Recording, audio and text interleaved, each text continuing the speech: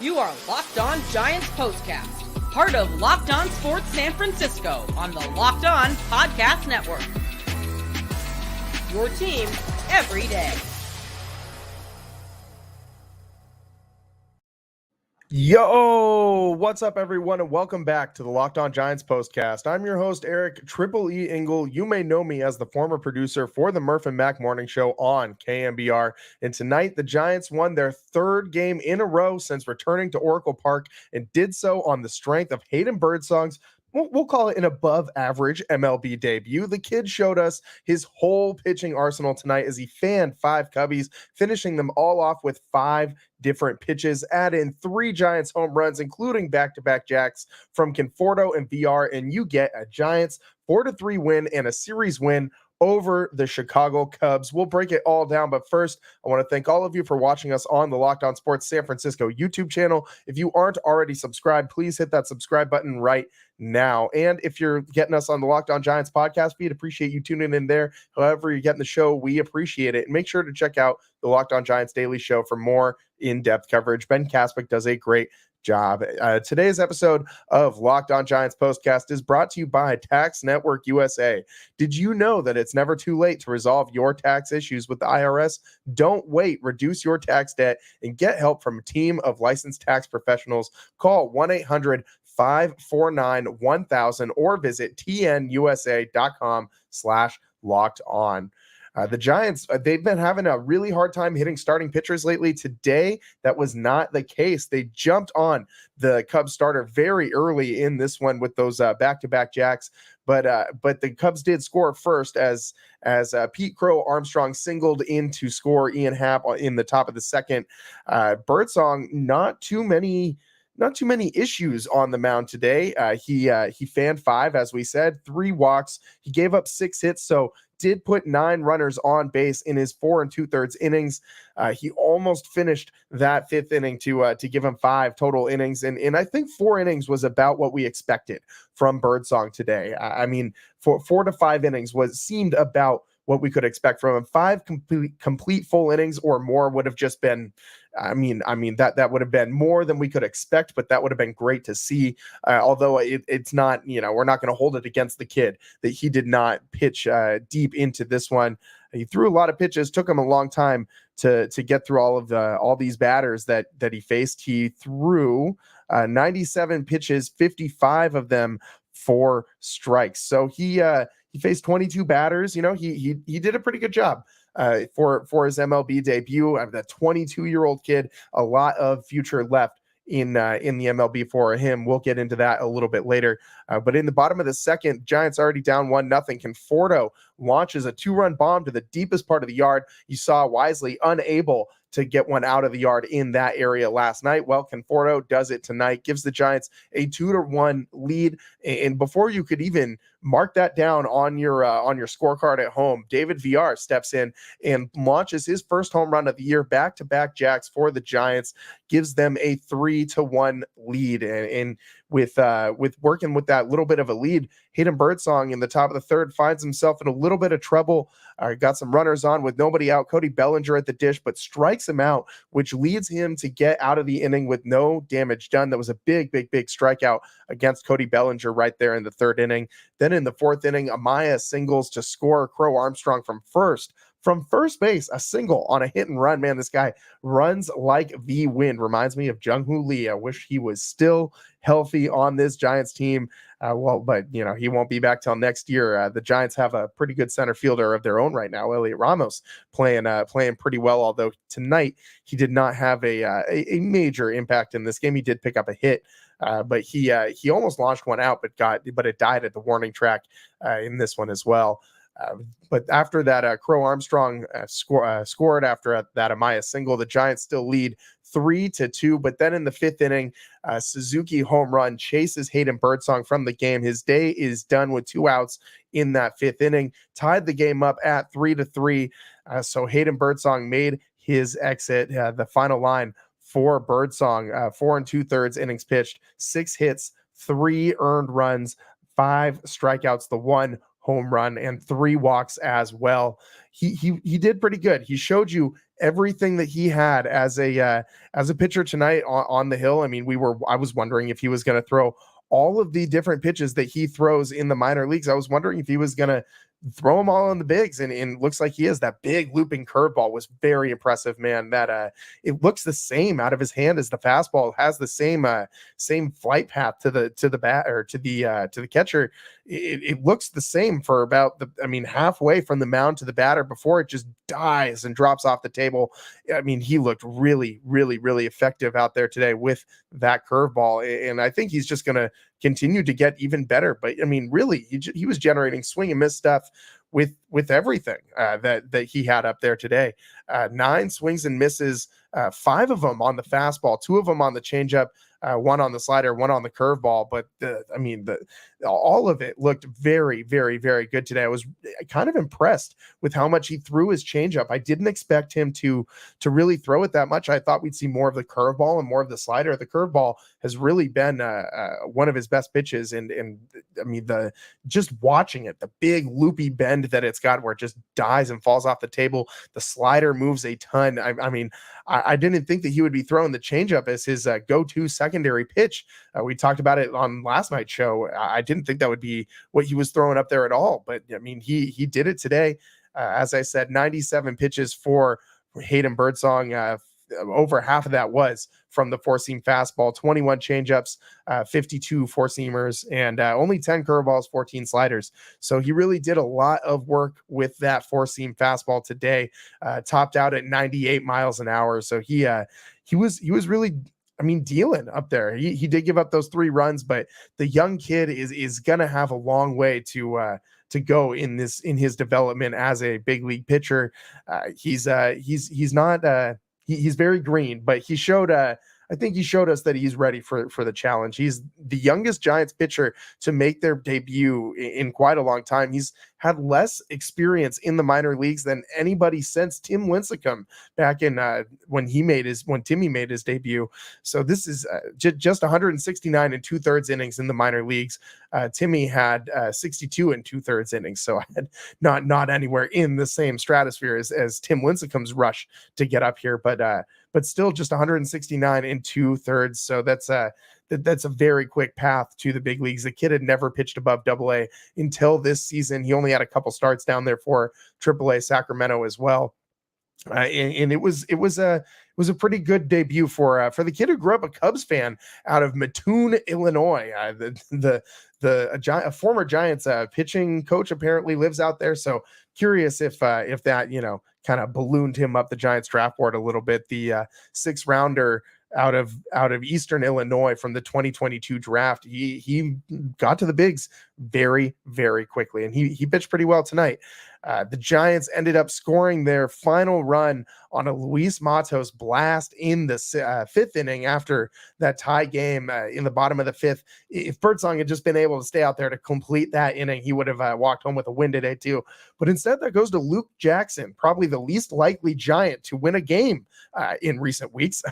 Matos solo home run in the 5th inning after Jackson came in to get the final out of the top of the 5th and the bottom of the 5th. Matos solo home run gives the Giants a 4-3 lead, and Luis Matos was just crushing the ball all night long. That home run was actually his weakest hit ball of the night, but it's the only one that went out. So that's just kind of how baseball works, man. Baseball's a wacky sport, but Matos doing his job at the plate. He picked up 2 hits tonight, the RBI and the run scored also on the solo home run. So Matos showing just what he was showing before he got sent down, that he deserves to be up here.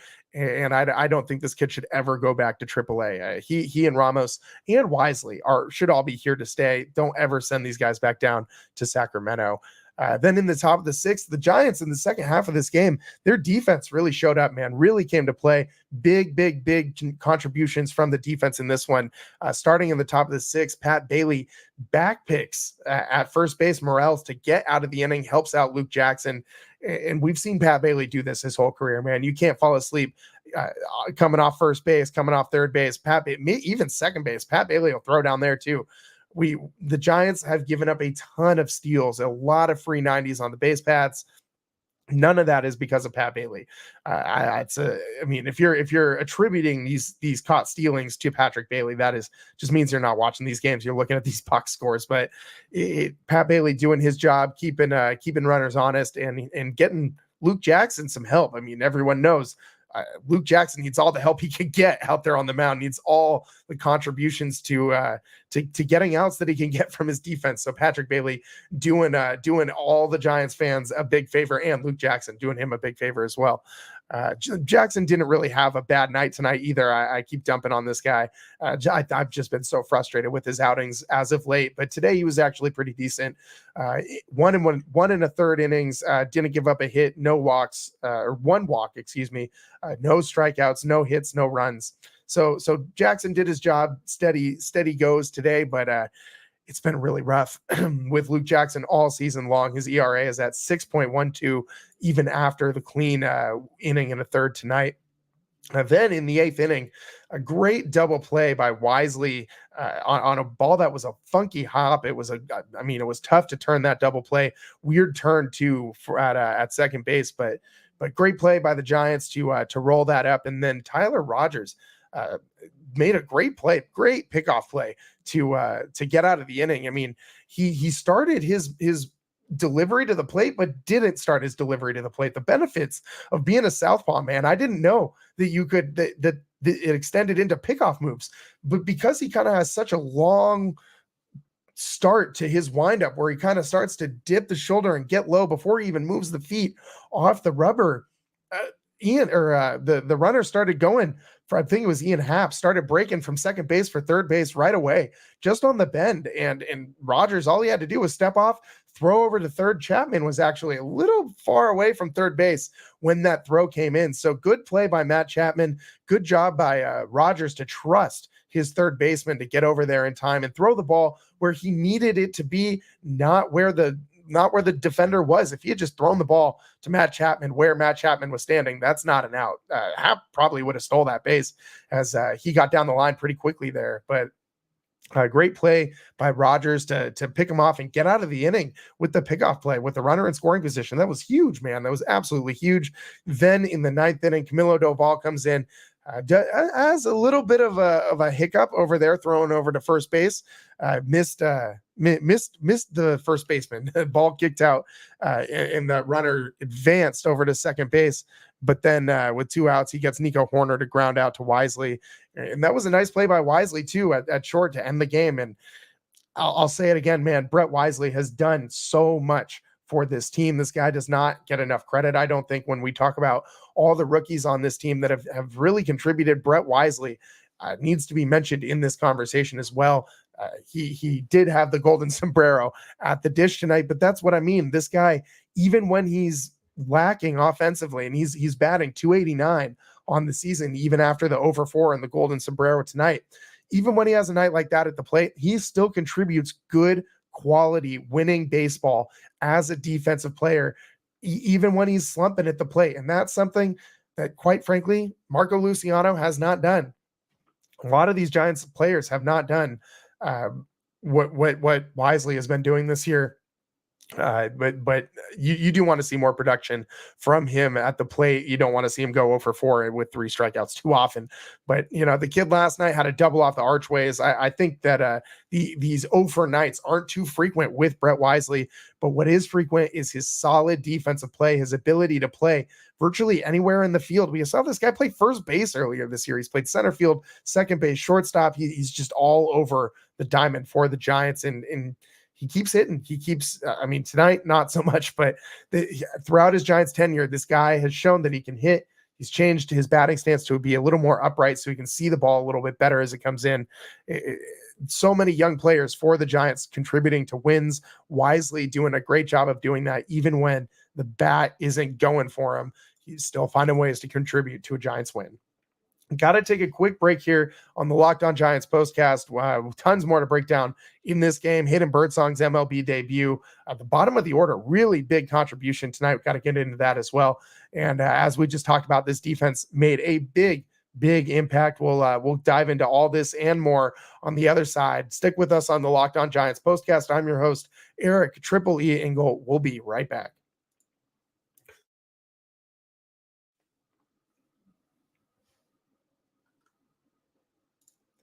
Passion, drive, and patience. The formula for winning championships is also what keeps your ride or die alive. eBay Motors has everything you need to maintain your vehicle and level it up to peak performance. Superchargers, roof racks, exhaust kits, LED headlights, and more. Whether you're into speed, power, or style, eBay Motors has got you covered. With over 122 million parts for your number one ride or die, you'll always find exactly what you're looking for. And with eBay Guaranteed Fit, your part is guaranteed to fit your ride every time or your money back. Because with eBay Motors, you're burning rubber, not cash. With all the parts you need at the prices you want, it's easy to make your car the MVP and bring home huge wins. Keep your ride or die alive at ebaymotors.com. Eligible items only, exclusions apply. eBay Guaranteed Fit only available to U.S. customers. Are you struggling to close deals? B2B selling is tougher than ever, and that's why I want to tell you about LinkedIn Sales Navigator. LinkedIn Sales Navigator is a sales intelligence platform that helps professionals effectively prospect and engage high-value customers, drive higher revenue, and increase sales performance. Sales Navigator helps you target the right buyers, surface key signals such as job changes or which accounts you should prioritize, and shows you hidden allies so you can find those buyers that are most likely to convert. Fueled by LinkedIn's 1 billion member platform, Sales Navigator gives you the most up-to-date first-party data, enabling you to unlock conversations with the people that matter. Right now, you can try LinkedIn Sales Navigator and get a 60-day free trial at linkedin.com/lockedon. That's linkedin.com/lockedon for a 60-day free trial. Let LinkedIn Sales Navigator help you sell like a superstar today. Just go to linkedin.com/lockedon to get started.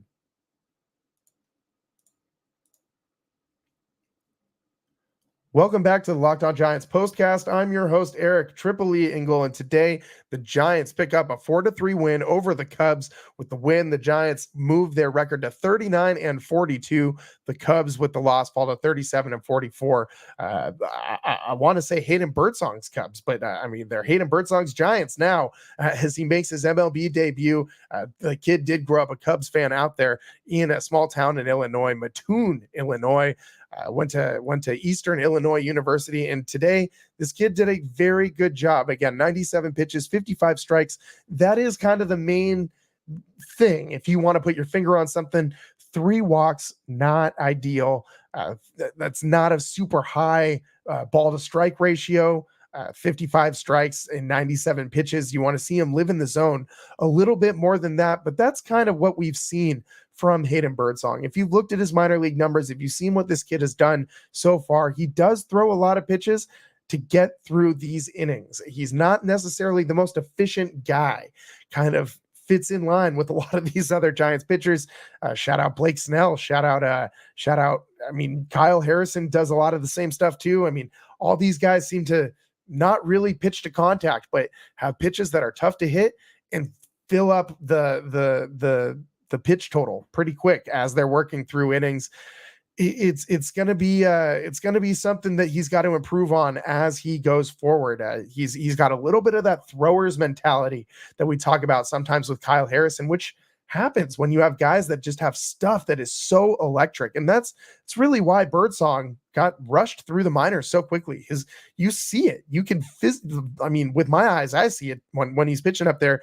His fastball looks like a big league fastball. His curveball looks like a big league curveball. His changeup looks like a big league changeup. He's got to develop all the other stuff, which is kind of can give him a little bit of a leg up on some of these other young prospects that are developing along. But it's also, we've seen this before, Tyler Beatty's of the world where you got the stuff, but you just got to piece together the mentals. So if Hayden Birdsong can piece together the mentals, this kid has a very bright future ahead of him. He's got just electric stuff. We saw the fastball hit up to 98 today. That curveball just drops off the table. The changeup, even though it's so weird to me to see like a 87 mile an hour changeup, but that's still a 10 mile an hour difference from where his fastball sits. So that's a very effective pitch for him. He located it pretty well tonight, used it very effectively. So through that pitch 20 plus times, I think that this is what we're going to see from him. We're going to see him use a lot of different pitches up there. We're going to see a lot of strikeouts. We're also going to see a lot of walks from the kid. I don't think we're going to see him pitch deeper than 5 to 6 innings for a while, if very often ever. He's like a Kyle Harrison, not a clone in the sense of what they do on the mound, but a lot of these things are very similar to Kyle Harrison. Obviously the delivery is different, the stuff is different, but overall the general themes of very young, has a lot of work to do on turning into a pitcher, not just a thrower, on getting guys out with your brain just as much as you're getting them out with your arm. But I mean, elite level stuff, as Kruko puts it. Mike Kruko, one of the best dudes in the world, one of my favorite pitching analysts as well. And you hear Kruko frequently talk about when guys have big league stuff. That's what this guy's got. He's got big league stuff. He's got great pitches, and he's got to piece the rest of it together, the rest of how to be a big leaguer. And he's got a lot of support around him. You saw him chewing off Tristan Beck's ear in the dugout today, with the camera caught that one. And then he's got a lot of guys, a lot of pitchers he can grab their ear and learn from. Logan Webb being example number one, but there's a lot of guys on this team who are in the same boat. You know, the Giants have had a lot of guys make their debuts. They've had more MLB debuts this season than any other team since Birdsong made his debut tonight. He's the 11th Giant to make his debut in the majors this season, just ahead of the Oakland A's. I don't think you ever want to be mentioned with the Oakland A's in just about anything, especially MLB debuts in one season. But the A's have had 10 players make their debut. And it's just been, it's nothing new for the Giants. And since the start of last year, the Giants have had 23 different players make their major league debut. The only team with more in that time, yeah, you guessed it, the Oakland A's. 24 players, one more than the Giants over that time. So good outing from Birdsong tonight. It was about what you would expect from him in a good scenario. He didn't blow up, didn't walk more guys than he struck out. He didn't last less than 3 innings. He gave you 4 to 5 innings, 5 strikeouts. Yeah, there was some things to work on with the walks in the high pitch total to get through these innings. But that's what we expected from this kid, and I think expecting anything more than what we got would have been a little bit ridiculous, expecting something more than that from a 22-year-old making their MLB debut. So good job, Hayden Birdsong. All his family was out there at Oracle Park today. Good to see. And Bob Melvin, he had some good things to say about him prior to him making a start. Bob Melvin said, quote, "He's a young kid. He's very talented. It'll be his first big league look, but we're excited about it. Hopefully he gets off to a good start. In my opinion, he's going to have a long big league career. You watch his bullpens, and it's true starter stuff. It's talent. He's young, but it's pretty exciting to think that he's going to get the chance to start here." That's a quote from Giants manager Bob Melvin. And I think he hit on everything. He checked all the boxes that Melvin kind of previewed us with in that quote tonight. More on the other side. Got to take a quick break here on the Locked On Giants postcast. The bottom of the Giants order tonight really did a great job. Just propelled the Giants to this win. 7, 8, and 9 hitters. We'll break it down on the other side and more. Stick with us on the Locked On Giants postcast. I'm your host, Eric Triple E Engel. We'll be right back.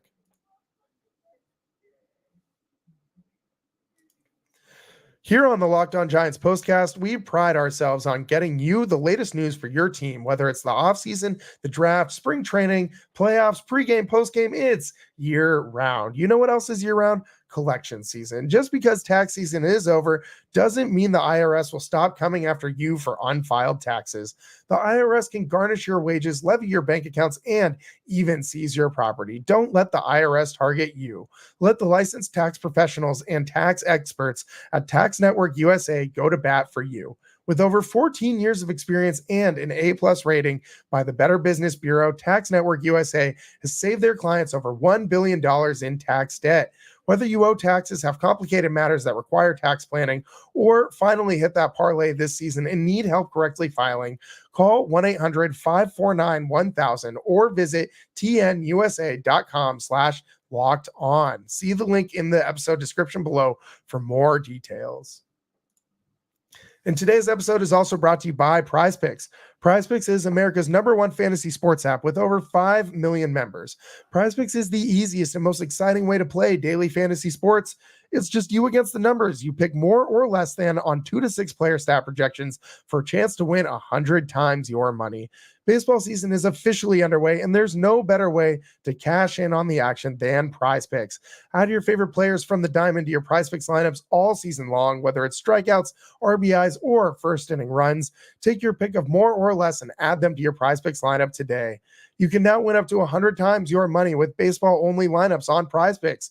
If you submit a winning lineup featuring 4 Demon Squares, you'll cash in big time on the biggest moments of baseball's early season. Download the app today and use code LOCKEDONMLB for a first deposit match up to $100. Again, download the PrizePicks app today. Use code LOCKEDONMLB for a first deposit match up to $100. It's PrizePicks. Pick more, pick less. It's that easy.